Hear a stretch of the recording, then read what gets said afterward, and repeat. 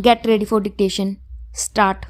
May I refer briefly to the question of the state's reorganization which has been discussed here during the last 4 days. I have been greatly distressed about much that has happened.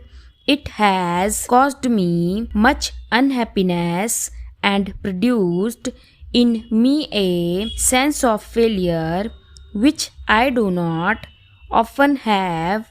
However, what has worried me and distressed me most is not so much the actual occurrences as the growth of a spirit of violence all over the country, or at any rate in parts of it. The attempt to settle problems by violent methods is, I think, very bad for this country, regardless of the merits of any cause. Once you enter the region of trying to settle problems by violent methods, you go towards something that is perilously near to civil war.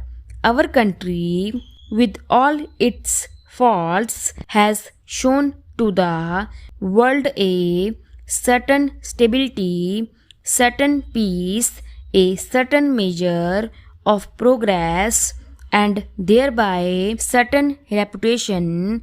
This reputation is based on some fundamental characteristics.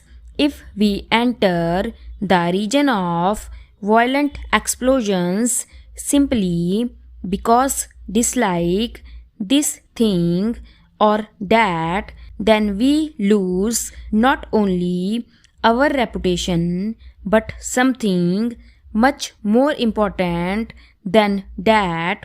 Are we going to become the type of country where every other month one hears of some kind of a violent revolution that is not democracy but something which is the very reverse of democracy?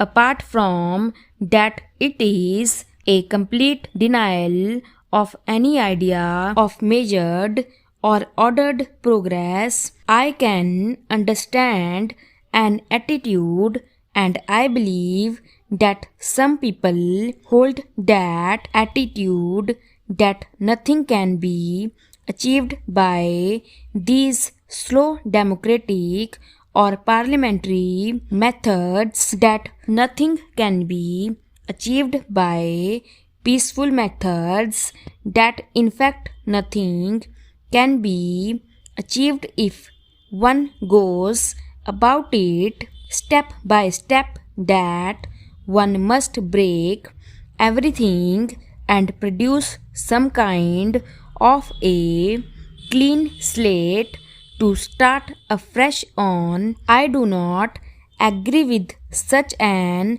attitude. I think it is a matter for the Lok Sabha to consider very carefully, where all this is leading us to, quite apart from the state's reorganization report. In great cities and elsewhere, there are always antisocial elements, gundas and the like.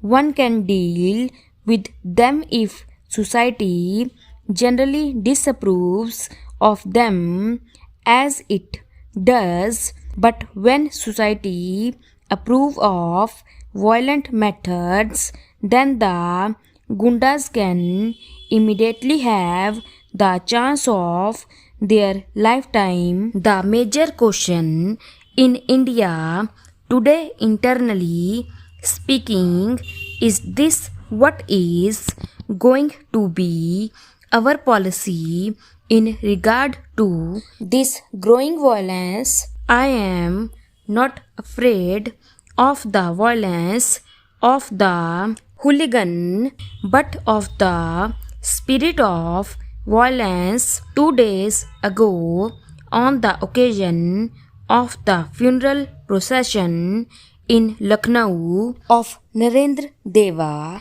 a person beloved of all, a policeman was blinded and others were badly injured. Why should this happen? A funeral procession should be an occasion for solemnity. Instead, some people threw stones and pushed about, and a poor policeman lost an eye completely. Apart from some police officers being rather badly injured by stones, I cannot understand this. We in India appear to have a split personality. We speak undoubtedly about non-violence, about our culture and Sanskriti, while in our daily behavior we are coming down to a level which is not a civilized level at all. A hartal may be quite legitimate as an expression of opinion in a certain set of circumstances, but may become dangerous and objectionable in another set of circumstances.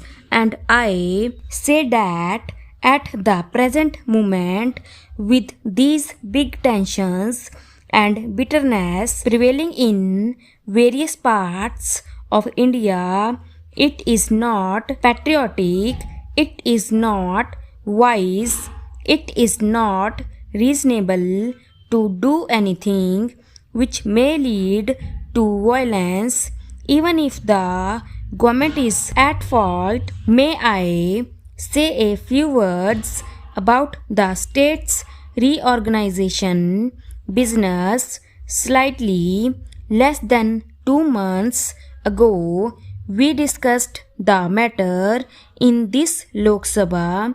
There was a very full debate, and I ventured to give expression to my own approach to this question. Then, too, as I have watched developments in various parts of the country, I have been troubled not by this occurrence or that, but by the atmosphere that is being gradually created. The main problem before me has been how to meet the challenge of the growing violence and bitterness. How can we possibly check it? How can we possibly soothe it?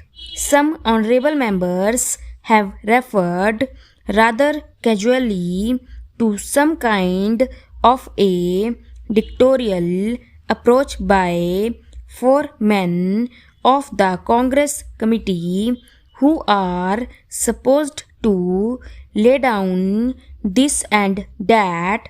What exactly is the procedure we followed? I referred to it on the last occasion, and to the multiplicity of these problems.